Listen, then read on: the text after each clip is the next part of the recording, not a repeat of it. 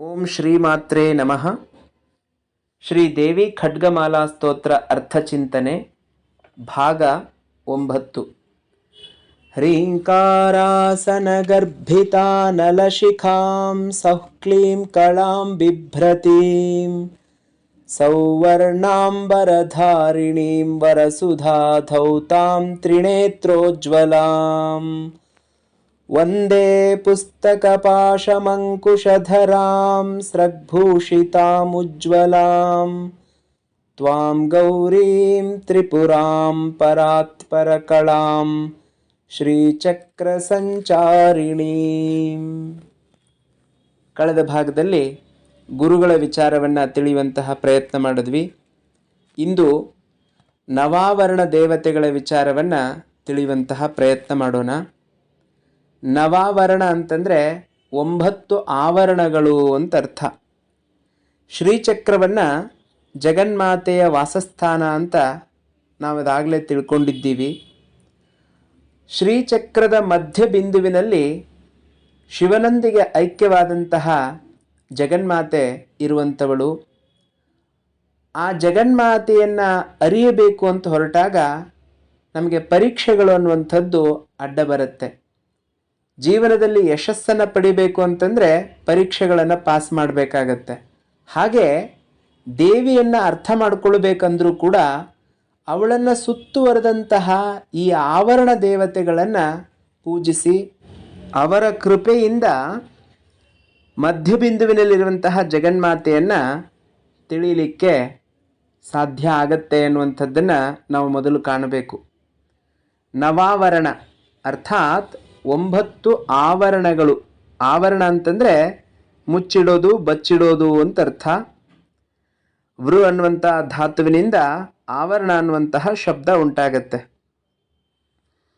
ಶ್ರೀಚಕ್ರದ ಒಂದು ಚಿತ್ರಣವನ್ನು ನಮ್ಮ ಕಣ್ಣು ಮುಂದೆ ನಾವು ತಂದುಕೊಂಡ್ರೆ ವಿಷಯ ಚೆನ್ನಾಗಿ ಅರ್ಥ ಆಗತ್ತೆ.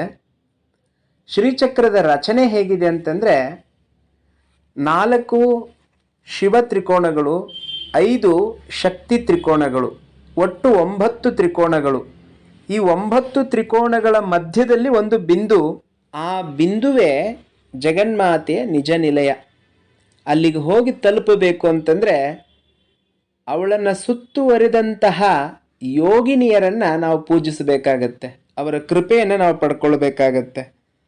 ಒಟ್ಟು 64 ಕೋಟಿ ಯೋಗಿನಿಯರಿದ್ದಾರೆ. ಆದರೆ ಮುಖ್ಯವಾಗಿ ನವಾವರಣದಲ್ಲಿ ಬರುವಂತಹ ದೇವತೆಗಳ ಕೃಪೆಯನ್ನು ಪಡ್ಕೊಂಡ್ರೆ, ಅವರನ್ನು ಸರಿಯಾದ ಕ್ರಮದಲ್ಲಿ ಅರ್ಚಿಸಿದರೆ, ದೇವಿ ಖಡ್ಗಮಾಲಾ ಸ್ತೋತ್ರದ ಮೂಲ ಉದ್ದೇಶವೇ ಅರ್ಚನಾ ಕ್ರಮ, ಹೇಗೆ ಪೂಜೆ ಮಾಡಬೇಕು ಅನ್ನುವಂಥದ್ದು. ಅವರನ್ನು ಪೂಜಿಸುವ ಮೂಲಕ ನಾವು ಮಧ್ಯಬಿಂದುವಿನಲ್ಲಿರುವಂತಹ ಜಗನ್ಮಾತೆಯನ್ನು ಅರ್ಥ ಮಾಡಿಕೊಳ್ಳಬಹುದು ಅಂತ ತಿಳ್ಕೊಂಡು, ಈ 9 ಆವರಣಗಳು ಯಾವುದ್ಯಾವುದು ಅನ್ನುವಂಥದ್ದನ್ನು ಸ್ವಲ್ಪ ಪರಿಚಯ ಮಾಡಿಕೊಳ್ಳೋಣ. ಪ್ರಥಮ ಆವರಣವನ್ನು ತ್ರೈಲೋಕ್ಯ ಮೋಹನ ಆವರಣ ಅಂತ ಕರೀತಾರೆ. ದ್ವಿತೀಯ ಆವರಣವನ್ನು ಸರ್ವಾಶಾ ಪರಿಪೂರಕ ಆವರಣ ಅಂತ ಹೇಳ್ತಾರೆ. ತೃತೀಯ ಆವರಣವನ್ನು ಸರ್ವ ಸಂಕ್ಷೋಭಿಣಿ, ಚತುರ್ಥ ಆವರಣವನ್ನು ಸರ್ವ ಸೌಭಾಗ್ಯದಾಯಕ, ಪಂಚಮ ಆವರಣವನ್ನು ಸರ್ವಾರ್ಥ ಸಾಧಕ, ಷಷ್ಠಾವರಣವನ್ನು ಸರ್ವರಕ್ಷಾಕರ ಆವರಣ ಅಂತ ಹೇಳ್ತಾರೆ. ಸಪ್ತಮ ಆವರಣವನ್ನು ಸರ್ವರೋಗಹರ ಎನ್ನುವಂಥ ನಾಮದಿಂದ ಕರೀತಾರೆ. ಅಷ್ಟಮ ಆವರಣ ಅಥವಾ 8ನೇ ಆವರಣವನ್ನು ಸರ್ವಸಿದ್ಧಿಪ್ರದ ಅಂತ ಹೇಳ್ತಾರೆ. ನವಮ ಆವರಣ ಅರ್ಥಾತ್ 9ನೇ ಆವರಣವೇ ಸರ್ವಾನಂದಮಯ ಆವರಣ. ಈ ಆವರಣ ದೇವತೆಗಳನ್ನು ಪೂಜಿಸಿ ಅವರ ಕೃಪೆಯನ್ನು ಪಡೆದು ಜಗನ್ಮಾತೆಯನ್ನು ನಾವು ಹೊಂದಬಹುದು ಅನ್ನುವಂಥದ್ದನ್ನೇ ನವಾವರಣ ಪೂಜೆ ಅಂತ ಕರೀತಾರೆ. ಶ್ರೀಚಕ್ರದಲ್ಲಿರುವಂತಹ ಈ 9 ಆವರಣಗಳಲ್ಲಿ ಬರುವ ದೇವತೆಗಳ ವಿಚಾರದಲ್ಲಿ ಪ್ರಥಮ ಆವರಣ ದೇವತೆಗಳು ಯಾರು, ಹೇಗೆ ಪೂಜಿಸಬೇಕು ಅನ್ನುವಂಥದ್ದನ್ನು ಇವತ್ತು ನಾವು ತಿಳ್ಕೊಳ್ಳೋಣ. ಪ್ರಥಮ ಆವರಣದ ದೇವತೆಗಳು ಅಣಿಮಾಸಿದ್ಧೆ, ಲಘಿಮಾಸಿದ್ಧೆ, ಮಹಿಮಾಸಿದ್ಧೆ, ಈಶಿತ್ವಸಿದ್ಧೆ, ವಶಿತ್ವಸಿದ್ಧೆ, ಪ್ರಾಕಾಮ್ಯಸಿದ್ಧೆ, ಭುಕ್ತಿಸಿದ್ಧೆ, ಇಚ್ಛಾಸಿದ್ಧೆ, ಪ್ರಾಪ್ತಿಸಿದ್ಧೆ, ಸರ್ವಕಾಮಸಿದ್ಧೆ, ಬ್ರಾಹ್ಮಿ ಮಾಹೇಶ್ವರಿ ಕೌಮಾರಿ ವೈಷ್ಣವಿ ವಾರಾಹಿ ಮಾಹೇಂದ್ರಿ ಚಾಮುಂಡೆ ಮಹಾಲಕ್ಷ್ಮಿ ಸರ್ವಸಂಕ್ಷೋಭಿಣಿ ಸರ್ವವಿದ್ರಾವಿಣಿ ಸರ್ವಾಕರ್ಷಿಣಿ ಸರ್ವವಶಂಕರಿ ಸರ್ವೋನ್ಮಾದಿನಿ ಸರ್ವಮಹಾಂಕುಶೆ ಸರ್ವಖೇಚರಿ ಸರ್ವಬೀಜೆ ಸರ್ವಯೋನೆ ಸರ್ವತ್ರಿಖಂಡೆ ತ್ರೈಲೋಕ್ಯ ಮೋಹನ ಚಕ್ರಸ್ವಾಮಿನಿ ಪ್ರಕಟ ಯೋಗಿನಿ ಎನ್ನುವಂತಹ ಯೋಗಿನಿಯರು. ಪ್ರಥಮ ಆವರಣದ ದೇವತೆಗಳು ಇವರೆಲ್ಲ. ಪ್ರಥಮ ಆವರಣ ಅಂತಂದಾಗ ಸಂಪೂರ್ಣವಾದಂತಹ ಶ್ರೀಯಂತ್ರವನ್ನು ಶ್ರೀಚಕ್ರವನ್ನು ನಮ್ಮ ಕಣ್ಣು ಮುಂದೆ ತಂದುಕೊಳ್ಬೇಕು. ಸರ್ವಾಂತ ಚತುರಸ್ರ ಆ ಚಿತ್ರ ನಮ್ಮ ಮುಂದಿರಬೇಕು. ಇದರ ವಿಶಾಲ ಕ್ಷೇತ್ರದಲ್ಲಿ ಯಂತ್ರ ಅನ್ನುವಂಥದ್ದು ಇಡಲ್ಪಟ್ಟಿರುತ್ತೆ. ಇದರ ಹೊರಗಣ ಅಂಚಿನಲ್ಲಿ ಮೂರು ರೇಖೆಗಳ ಅಂತಂದರೆ 3 ಕೋಟೆಗಳವು ಒಂದರೊಳಗೊಂದು ಇರುವಂಥವಾಗಿರ್ತವೆ. ಕ್ರಮವಾಗಿ ಬಿಳಿ, ಕೆಂಪು ಮತ್ತು ಹಳದಿ ಬಣ್ಣದಿಂದ ಕೂಡಿರ್ತವೆ. ಈ ಕ್ಷೇತ್ರದ ಒಳಗಿನ ಅಂಚು 3 ಕೇಂದ್ರದ ವೃತ್ತಗಳಿಂದ ಆಗಿರುತ್ತೆ. ಅದನ್ನು ತ್ರಿವೃತ್ತ ಅಂತ ಹೇಳ್ತಾರೆ.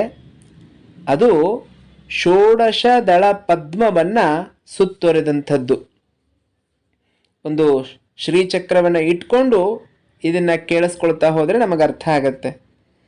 ಈ ಚತುರಸ್ರದ 4 ಆಮ್ನಾಯ ಅಂತಂದರೆ ದಿಕ್ಕು. 4 ದಿಕ್ಕುಗಳು ಪೂರ್ವ, ದಕ್ಷಿಣ, ಪಶ್ಚಿಮ ಮತ್ತು ಉತ್ತರ. ಅವುಗಳಲ್ಲಿ 4 ದ್ವಾರಗಳಿದೆ. ಪೂರ್ವ, ಪಶ್ಚಿಮ, ದಕ್ಷಿಣ, ಉತ್ತರ ಅಂತಾದರೂ ಹೇಳ್ಬೋದು. ಪೂರ್ವ, ದಕ್ಷಿಣ, ಪಶ್ಚಿಮ ಮತ್ತು ಉತ್ತರ ಅಂತಾದರೂ ಹೇಳ್ಕೊಳ್ಬಹುದು. ಈ ಚತುರಸ್ರದ ಅತ್ಯಂತ ಹೊರಗಿನ ರೇಖೆಯಲ್ಲಿ 10 ಸಿದ್ಧಿಗಳು ಅನ್ನುವಂಥವು ನೆಲೆಸಿದ್ದಾವೆ. ಆ 10 ಸಿದ್ಧಿಗಳೇ 10 ಯೋಗಿನಿಯರು, 10 ದೇವತೆಗಳು. ಅವುಗಳಲ್ಲಿ 4 ಸಿದ್ಧಿಗಳು 4 ದ್ವಾರಗಳಲ್ಲಿ ಇರುವಂಥವುಗಳು, ಮತ್ತೆ 4 ಮೂಲೆಗಳಲ್ಲಿ ಇರ್ತವೆ. ಹಾಗೆ ಒಂದು ಕೆಳಗಡೆ ಮತ್ತೊಂದು ಮೇಲ್ಗಡೆ. ಈ ರೀತಿ ಅಷ್ಟಸಿದ್ಧಿಗಳ ಜೊತೆಗೆ 2 ಸಿದ್ಧಿಗಳು ಸೇರಿಕೊಂಡು ಒಟ್ಟು 10 ಸಿದ್ಧಿಗಳು. ಸರಿಯಾದ ಗುರುವಿನ ಮಾರ್ಗದರ್ಶನದಲ್ಲಿ ಅರ್ಚನೆಯನ್ನು ಮಾಡ್ತಾ ಹೋದರೆ ಈ ಸಿದ್ಧಿಗಳು ಅನ್ನುವಂಥದ್ದು ಉಂಟಾಗ್ತವೆ. ಆ ಸಿದ್ಧಿಗಳು ಉಂಟಾದಾಗ ಮನುಷ್ಯ ಮೋಹಕ್ಕೆ ಒಳಗಾಗ್ತಾನೆ. ಅವುಗಳನ್ನು ಪ್ರದರ್ಶನ ಮಾಡಲಿಕ್ಕೆ ನಿಂತ್ಕೊಳ್ತಾನೆ. ಅದರಿಂದ ಅವನು ಚ್ಯುತನಾಗ್ಬಿಡ್ತಾನೆ. ಮೂಲ ಉದ್ದೇಶ ಭಗವಂತನನ್ನು ಸಾಕ್ಷಾತ್ಕಾರ ಮಾಡಿಕೊಳ್ಬೇಕಾಗಿರೋದು. ಆದರೆ ಈ ಸಿದ್ಧಿಗಳನ್ನು ಪ್ರದರ್ಶನ ಮಾಡೋದರಲ್ಲೇ ಸಮಯವನ್ನು ಕಳೆದು ಬಿಡ್ತಾನೆ. ಹಾಗಾಗಿ ನಾವು ಬಹಳ ಹುಷಾರಾಗಿರಬೇಕು ಅನ್ನುವಂಥದ್ದನ್ನು ಕೂಡ ಇಲ್ಲಿ ನಾವು ಗಮನಿಸಬೇಕು. ಅಷ್ಟಸಿದ್ಧಿಗಳಲ್ಲಿ ಅಣಿಮಾ, ಮಹಿಮಾ, ಗರಿಮಾ ಈ ರೀತಿ ಬರುತ್ತಲ್ಲ, ಇವುಗಳನ್ನು ನಾವು ರಾಮಾಯಣದಲ್ಲಿ ನೋಡ್ತೀವಿ. ಹನುಮಂತ ದೇವರು ಈ ಅಷ್ಟಸಿದ್ಧಿಗಳನ್ನು ಪ್ರದರ್ಶನ ಮಾಡಿದ್ರು. ಸುಂದರಕಾಂಡವನ್ನು ಅಧ್ಯಯನ ಮಾಡಿದ್ರೆ ನಮಗೆ ಸರಿಯಾಗಿ ಇದರ ಅರ್ಥ ಆಗತ್ತೆ. ಅಣಿಮಾ ಅಂತಂದರೆ ಅತ್ಯಂತ ಚಿಕ್ಕದಾಗೋದು. ಮಹಿಮಾ ಅಂತಂದರೆ ಆಕಾರದಲ್ಲಿ ದೊಡ್ಡದಾಗೋದು. ನಮ್ಮ ಶರೀರವನ್ನು ಅತ್ಯಂತ ಚಿಕ್ಕದನ್ನಾಗಿ ಮಾಡಿಕೊಳ್ಳಬಹುದು, ಅತ್ಯಂತ ದೊಡ್ಡದಾಗಿ ಮಾಡಿಕೊಳ್ಳಬಹುದು. ಹನುಮಂತ ದೇವರು ಸಮುದ್ರ ಲಂಘನ ಮಾಡುವಾಗ ಒಬ್ಬ ರಾಕ್ಷಸಿ ಬರ್ತಾಳೆ. ಆ ರಾಕ್ಷಸಿ ಹನುಮಂತ ದೇವರನ್ನು ನುಂಗ್ ಹಾಕಬೇಕು ಅಂತ ಬಂದಿದ್ಲು. ಹನುಮಂತ ದೇವರು ಹೇಳಿದ್ರು, ನಾನು ರಾಮಚಂದ್ರ ಪ್ರಭುವಿನ ಕಾರ್ಯಕ್ಕಾಗಿ ಹೋಗ್ತಾ ಇದ್ದೀನಿ, ನೀನು ನನ್ನನ್ನು ಭಕ್ಷಿಸಬೇಡ ಅಂತ. ಆದರೆ ಅವಳು ಹೇಳಿದ್ಲು, ಬ್ರಹ್ಮದೇವರ ಆಶೀರ್ವಾದ ನನಗಿದೆ, ವರ ನನಗಿದು. ಯಾರು ನನ್ನ ಮೇಲೆ ದಾಟಿ ಹೋಗ್ತಾರೆ ಅವರ ನೆರಳು ನನ್ನ ಮೇಲೆ ಬಿದ್ದರೆ ಅವರನ್ನು ನಾನು ಆಹಾರವಾಗಿ ಸ್ವೀಕಾರ ಮಾಡಬೇಕು ಅಂತ ಹೇಳಿದಾಗ, ಆಯಿತು, ನಾನು ಎಷ್ಟು ದೊಡ್ಡವನಾಗಿದ್ದೀನೋ ಅಷ್ಟು ದೊಡ್ಡದಾಗಿ ಬಾಯಿ ತೆಗಿ ಅಂತ ಹೇಳ್ತಾರೆ ರಾಕ್ಷಸಿಗೆ. ಇವರು ಬೃಹದಾಕಾರವಾಗಿ ಬೆಳೀತಾ ಹೋದರು. ಅವಳು ಅಷ್ಟೇ ದೊಡ್ಡದಾಗಿ ಬಾಯಿ ತೆಗಿತಾ ಹೋದ್ಲು. ಅನಂತರ ಅಣಿಮಾ ಸಿದ್ಧಿಯನ್ನು ಉಪಯೋಗಿಸಿ ಇವ್ರು ಏನು ಮಾಡಿದ್ರು ಅಂದರೆ ಅತ್ಯಂತ ಚಿಕ್ಕದಾಗಿ ಅವಳು ಹೊಟ್ಟೆ ಒಳಗಡೆ ಹೋಗಿ ಬಂದುಬಿಟ್ರು.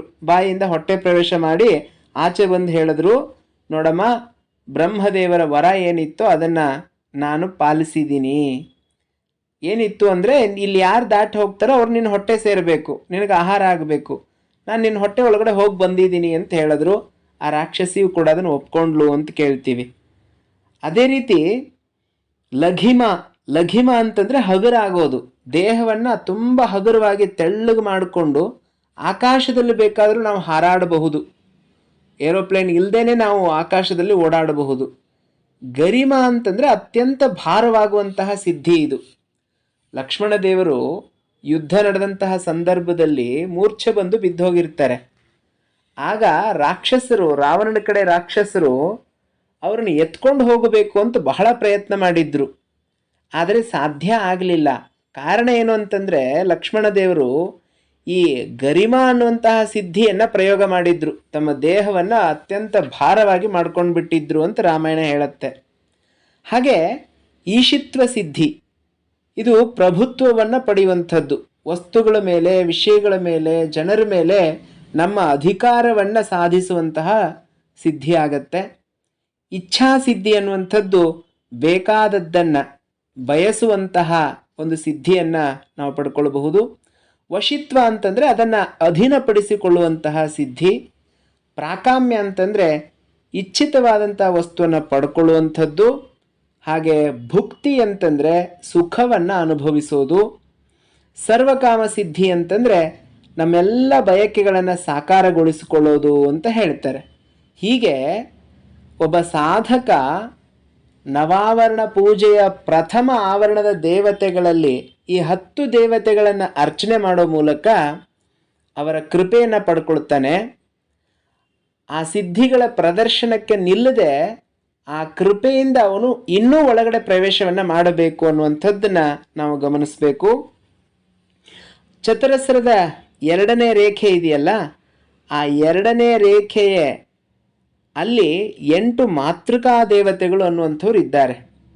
ಅವರೇ ಬ್ರಾಹ್ಮಿ, ಮಾಹೇಶ್ವರಿ, ಕೌಮಾರಿ, ವೈಷ್ಣವಿ, ವಾರಾಹಿ, ಇಂದ್ರಾಣಿ, ಚಾಮುಂಡಾ, ಮಹಾಲಕ್ಷ್ಮಿ, ಈ ರೀತಿಯಾಗಿ ಬರುವಂಥವರು. ಬ್ರಾಹ್ಮಿ ಅಂತಂದರೆ ತೀಕ್ಷ್ಣವಾದಂಥ ಅಭಿಪ್ಸೆಯನ್ನು ಹೊಂದಿರುವಂಥದ್ದು. ಮಾಹೇಶ್ವರಿ ಅಂತಂದರೆ ತೀಕ್ಷ್ಣವಾದಂತಹ ಕ್ರೋಧದಿಂದ ಕೂಡಿರುವಂಥವಳು. ಕೌಮಾರಿ ಅಂತಂದರೆ ಜುಗುಪ್ಸೆಯಿಂದ ಕೂಡಿದಂಥದ್ದು. ವೈಷ್ಣವಿ ಅಂತಂದರೆ ಜಗತ್ತಿನ ಮೋಹದಿಂದ ಕೂಡಿದಂಥವಳು. ವಾರಾಹಿ ಅಂತಂದರೆ ಹಠದಿಂದ ಕೂಡಿದಂಥವಳು. ಇಂದ್ರಾಣಿ ಅಂತಂದರೆ ಅಸೂಯೆಯ ಪ್ರತೀಕ. ಚಾಮುಂಡ ಅಂತಂದರೆ ಪಾಪಯುಕ್ತವಾದಂಥ ಕ್ಷೋಭೆಯ ಪ್ರತೀಕ. ಕೊನೆಯದಾಗಿ ಮಹಾಲಕ್ಷ್ಮಿ ಮಂಗಳಕರ ಪುಣ್ಯಸ್ಫೂರ್ತಿಯ ಪ್ರತೀಕ. ಹೀಗೆ 8 ಜನ ದೇವತೆಗಳು, ಮಾತೃಕಾ ದೇವತೆಗಳು, 8 ಸಿದ್ಧಿಗಳು. ಅನಂತರ ಆ ಚತರಸ್ರದ ಅತ್ಯಂತ ಒಳಗಿನ ಅಂದರೆ 3ನೆಯ ರೇಖೆ ಮುದ್ರಾಶಕ್ತಿ ಅಂತ ಕರೆಸ್ಕೊಳ್ಳುತ್ತೆ.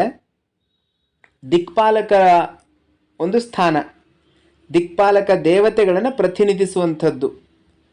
ಸರ್ವ ಸಂಕ್ಷೋಭಿಣಿ ಪಶ್ಚಿಮದಲ್ಲಿ, ಸರ್ವ ವಿದ್ರಾವಣಿ ಉತ್ತರದಲ್ಲಿ, ಸರ್ವಾಕರ್ಷಿಣಿ ಪೂರ್ವದಲ್ಲಿ ಮತ್ತು ಸರ್ವವಶಂಕರಿ ದಕ್ಷಿಣದಲ್ಲಿ.